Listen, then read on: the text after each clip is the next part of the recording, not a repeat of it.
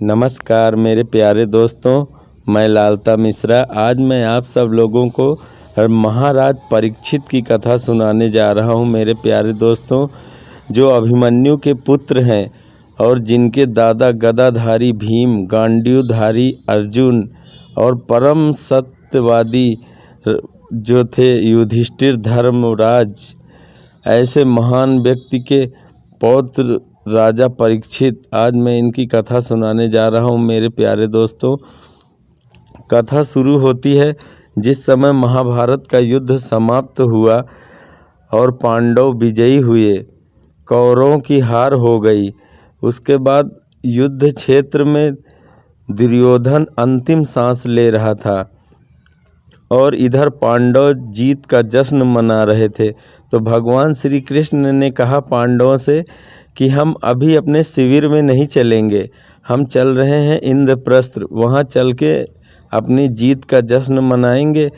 उसके बाद वो पांडवों को लेके चले गए इंद्रप्रस्थ और यहाँ दुर्योधन अंतिम सांस ले रहा था क्योंकि उसके पूरे अंग भीम ने तोड़ दिए थे अपनी गदा से।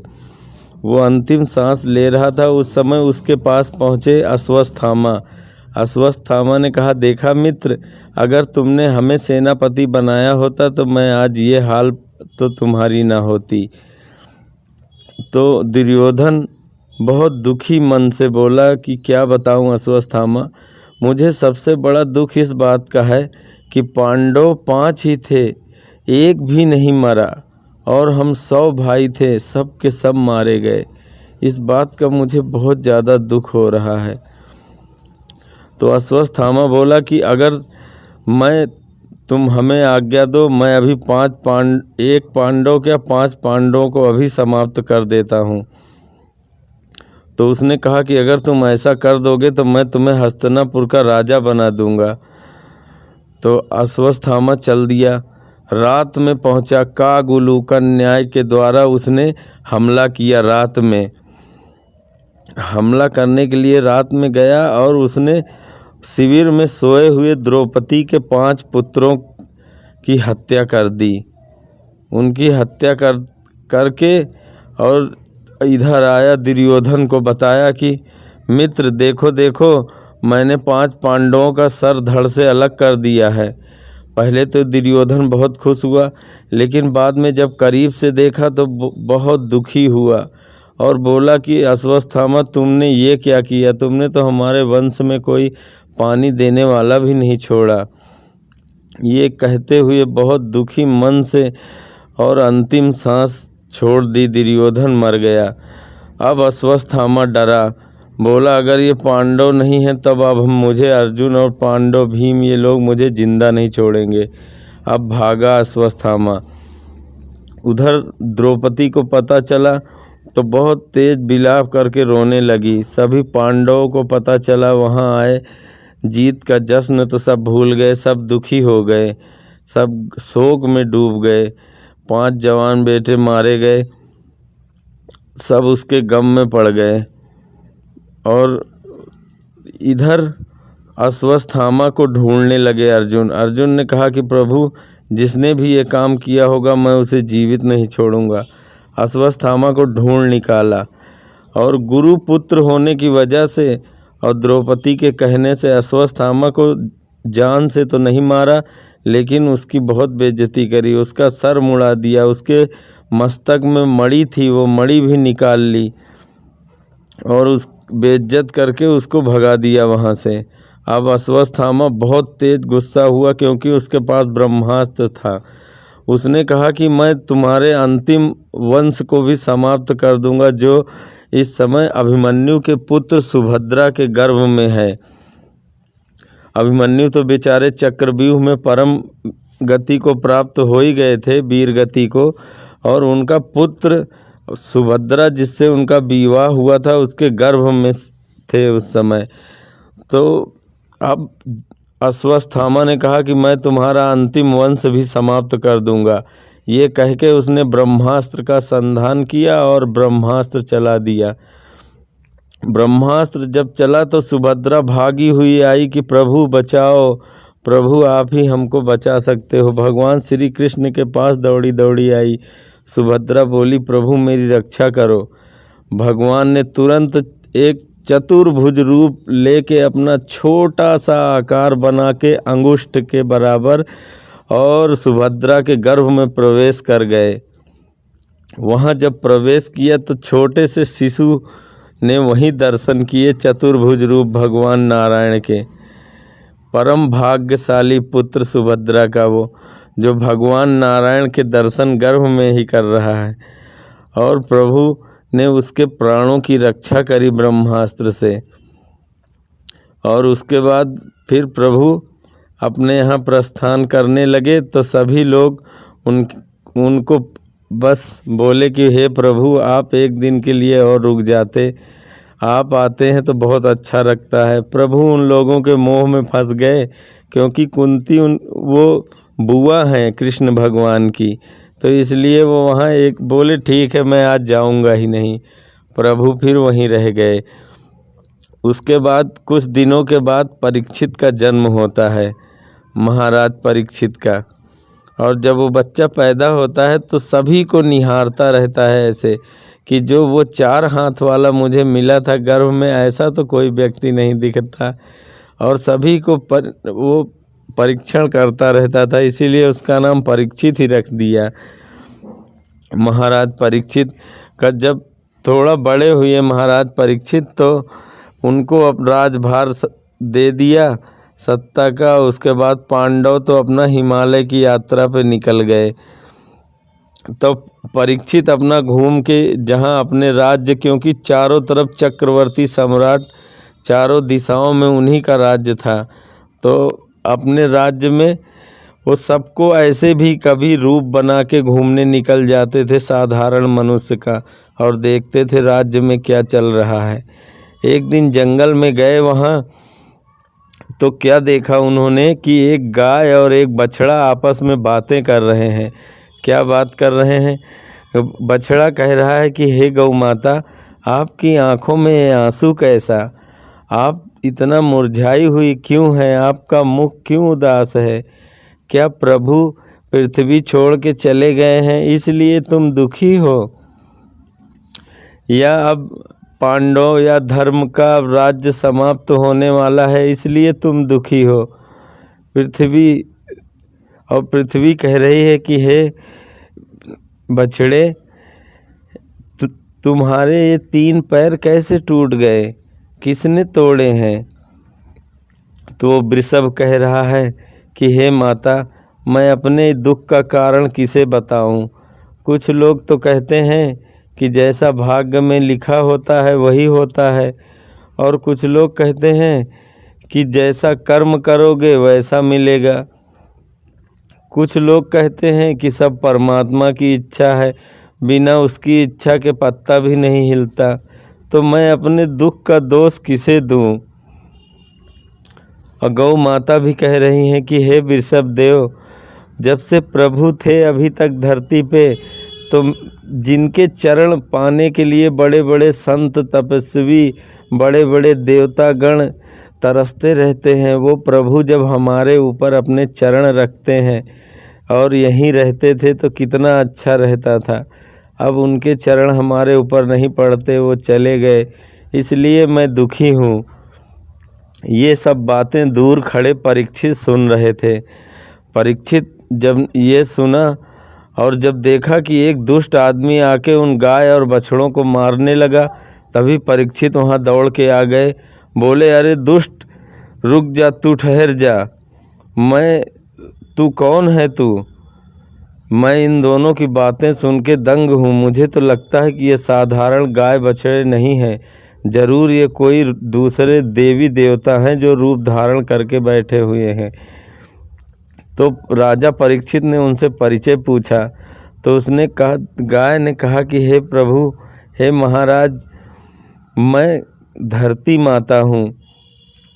और वो बछड़ा वो बोले, हे प्रभु, मैं धर्म हूँ। अब धर्म हूँ मैं, मेरे 3। बोले, तुम्हारा तो एक ही पैर है, एक पैर पे तुम कैसे चल रहे हो? बोले, हे प्रभु, अब ये कलयुग आ गया है, इसमें हमारे एक ही पैर रहेगा, जिसमें सत्य नामक पैर हमारा टूट चुका है पहले, और तब भी टूट चुका है हमारा, और अब एक पैर पे मैं खड़ा हूँ दान।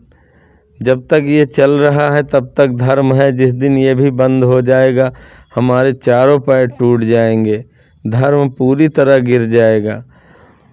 ऐसा धर्म उस बछड़े ने कहा। और उसके बाद परीक्षित ने कहा, फिर ये आदमी कौन है जो तुम्हें मार रहा?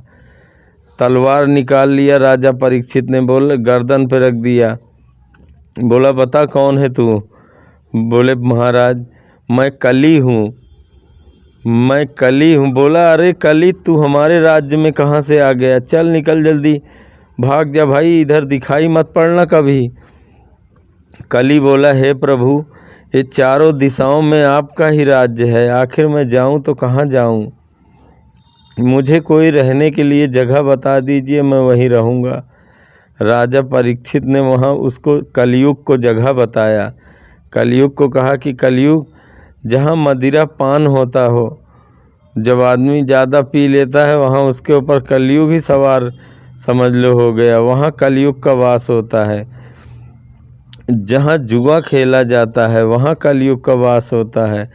जहाँ वैश्यागमन होता है वहाँ कलयुग का वास होता है। जहाँ व्यभिचार लंपट पुरुष रहते हैं वहाँ कलयुग का वास होता है। 4 स्थान कलयुग को दे दिए। कलयुग बोला हे प्रभु, आपने अभी हमारी अच्छाई नहीं जानी। हमारे अंदर एक ऐसी खासियत है कि मैं मनुष्य को ऐसा पुण्य प्रदान करता हूँ जो व्यक्ति को हजारों साल तपस्या करने से नहीं मिलता जो फल, जो इतने जप तप यज्ञ हवन अनुष्ठान करने से जो फल नहीं मिलता, वो मैं केवल मेरे राज्य में केवल हरि नाम संकीर्तन मात्र से ही वो फल मिल जाया करेगा व्यक्ति को। ये सुन के परीक्षित खुश हो गए। बोले अगर हरि नाम संकीर्तन से ही प्रभु के दर्शन मिल जाएंगे तो इससे बढ़िया और क्या हो सकता है। रहे भाई, तू भी रहो, बताओ और क्या चाहिए, कहाँ रहेगा? बोला हे प्रभु, मुझे स्वर्ण में निवास और मिल जाता तो मज़ा आ जाता। भगवान ने कहा, परीक्षित ने कहा कि जाओ ठीक है, स्वर्ण में भी रहो तुम। यूँ सुन के कलयुग बड़ा प्रसन्न हो गया। और राजा परीक्षित ये कह के चले ही थे कि कलयुग दौड़ के उनके जो मुकुट लगा रखा था सोने का, उस पे जाके चढ़ गया कलयुग, क्योंकि वो भी सोने का ही मुकुट था, उस पे कलयुग सवार हो गया। अब राजा परीक्षित अपने घोड़े पे चढ़ के जंगल की तरफ चले। कौशिकी नदी का किनारा पकड़ के जा रहे थे, तभी उन्हें एक कुटिया दिखाई पड़ी समीक ऋषि की। समीक ऋषि की कुटिया के पास जाके आवाज़ लगाने लगे राजा परीक्षित की कोई है, कोई है। भीतर जाके देखा तो महर्षि समीक मुनि अखंड समाधि में बैठे हुए थे। राजा ने सोचा ये जरूर हमारे सेवा से बचने के लिए आंखें बंद करके ढोंग कर रहा है। अब इतने धर्मात्मा राजा, अब उनके मन में ऐसे विचार आने लगे, क्योंकि सर पे तो मुकुट है और उस मुकुट में कलयुग बैठा हुआ है। और राजा परीक्षित ने ये जानने के लिए कि इसकी समाधि असली है कि नकली, वहीं पे एक सर्प मरा हुआ पड़ा था। राजा ने वो सर्प उठा के और उस ऋषि के गले में लपेट दिया। पर ऋषि की समाधि तो पक्की समाधि थी, वो उनको कोई पता ही नहीं था, शरीर का कोई भान ही नहीं था समाधि में। और उसके बाद ये घटना एक छोटा सा बालक देख रहा था। वो दौड़ के गया, समीक ऋषि का पुत्र कौशिकी नदी के किनारे खेल रहा था। कौशिक, उसका नाम श्रृंगी ऋषि था। वो वहाँ खेल रहा था श्रृंगी ऋषि। उसको जब जाके बताया तो वो बेचारा बहुत दुखी हुआ और रोने लगा कि मेरे पिता का ऐसा अपमान किया है। रोने लगा और तत्क्षण क्रोध में भर गया और वहीं कौशिकी नदी का जल उठा के और श्राप दे दिया कि जिस किसी व्यक्ति ने हमारे पिता के गले में ये मरा हुआ सर्प लपेटा है, आज के 7वें दिन ये सांप उसको तक्षक नाग बन के डस लेगा। श्राप दे दिया वहाँ पे बालक ने, वज्र बाण छोड़ दिया। वो परम संत ऋषि और श्रृंगी ऋषि वो भी तपस्वी बालक, उसने अपनी तपस्या के बल से श्राप दे दिया कि यही सांप 7वें दिन तक्षक नाग बन के उस व्यक्ति को डस लेगा। और वो रोते हुए अपने घर आया। जब घर आया तो बालक का रोना सुन के समीक ऋषि की समाधि टूट गई। समाधि टूट गई तो उन्होंने देखा तो बालक रो रहा, चुप कराया, सांप गले से उतार के बाहर फेंक दिया। बोला क्यों रोता है तू? तो उसने बताया कि पिताजी कि वो राजा आए थे, कोई अपने आपके गले में सांप लपेट दिया, हमने उसे श्राप दे दिया कि आज के 7वें दिन तक्षक बन के उसको ये सांप काट लेगा। ये सुन के समीक ऋषि तो बड़े दुखी हुए। बोले बेटा तुमने ऐसा क्यों कर दिया इतने धर्मात्मा राजा को? ऐसी छोटी मोटी गलतियां तो होती रहती हैं, इससे क्या हो जाता? तुमने ऐसा राजा खो दिया। आज के वो तुरंत समीक ऋषि जब बड़े दुखी हुए समीक ऋषि, और इधर राजा परीक्षित जब लौट के अपने घर गए और उन्होंने मुकुट उतार के रखा, तब उनको याद आया कि अरे हमने एक ऋषि का अपमान कर दिया, एक महात्मा का अपमान कर दिया। बेचारे फिर वहाँ से नंगे पांव भगे। और इधर समीक ऋषि को जब पता चला कि बेटे ने श्राप दे दिया तो समीक ऋषि भी चल दिए। वहाँ जाके बीच में मिले तो उन्होंने परीक्षित से हाथ जोड़े, बोला गलती हो गई, मेरे बच्चे ने आपको श्राप दे दिया। परीक्षित ने कहा बहुत अच्छा किया इसने श्राप दे दिया, मैं कुल कलंकित हूँ, मैंने अपने खानदान का नाम कलंकित किया, अपमानित किया है। मेरे परिवार में इतने धर्मात्मा, इतने संत महात्माओं की इज्जत करने वाले लोग, मैंने इतना बुरा काम किया, मुझे तो आज ही मरने का श्राप देना चाहिए था, पर ब्राह्मण पुत्र ने मुझे 7वें दिन मरने का श्राप दिया है। ये सुन के वो घर नहीं गए, वहीं चुपचाप नदी किनारे बैठ गए। और वहीं सभी ये सुना, सब जब संत महात्माओं ने सुना कि राजा परीक्षित को 7वें दिन मरने का श्राप दिया है, तो सभी संत महात्मा आ गए और सभी मंत्री उनके व्यवस्था चारों तरफ से कर दिया कि कहीं से तक्षक नाग आके काट न ले। ऐसी दुर्लभ जड़ी बूटियां लाके चारों तरफ बिछा दी उन्होंने, जिससे कि को काटने आए तो इनकी रक्षा हो सके, तक्षक नाग इन राजा परीक्षित तक पहुंच न पाए। सारी व्यवस्थाएं हो रही थी और राजा परीक्षित सारे संत महात्माओं से एक ही प्रश्न पूछ रहे थे कि हे प्रभु, जिसकी मृत्यु एकदम नज़दीक आ गई हो उस व्यक्ति को क्या करना चाहिए? तो राजा परीक्षित पूछने लगे सभी संतों से। देखते ही देखते बहुत सारे संत महात्मा वहाँ पे इकट्ठा हो गए, एक से एक दिग्गज, कोई 100 साल पुराना महात्मा, कोई 200 साल, कोई 500 साल, कोई 1000 साल पुराने महात्मा आने लगे वहाँ पे। थोड़ी देर में देखते देखते वहाँ एक नीलवर्ण महात्मा प्रकट हुए, एकदम अवधूत भेष में, कोई वस्त्र कोई लंगोटी भी उनके तन पे न थी। वो महात्मा आए और सब ने उनको दंडवत प्रणाम किया।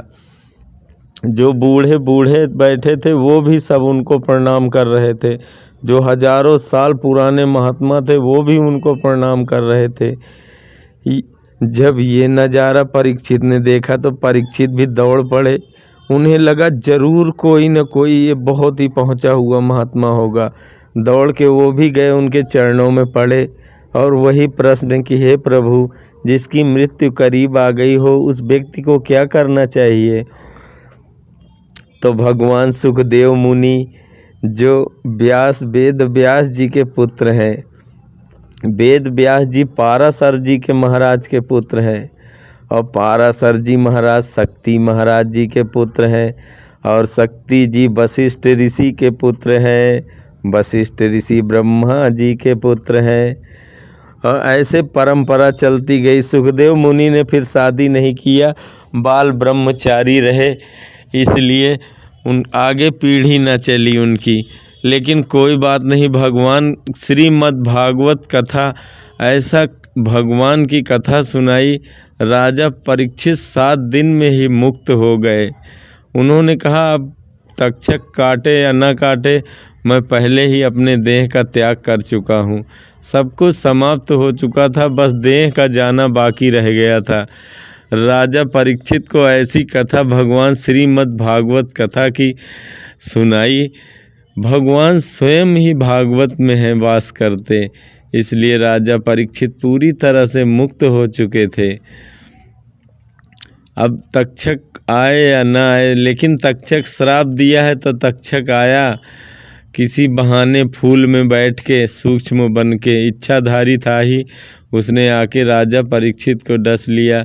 लेकिन श्रीमद् भागवत कथा सुनने के उसका पुण्य और उसके प्रताप से राजा परीक्षित को भी भगवान का धाम मिला। अगर आपको ऐसी और कथा सुननी है तो मेरे प्यारे दोस्तों हमारे चैनल को ज़रूर सब्सक्राइब कर लें, और हम आपको फिर मिलेंगे अपने अगले वीडियो में। तब तक के लिए जय श्री राधे कृष्ण।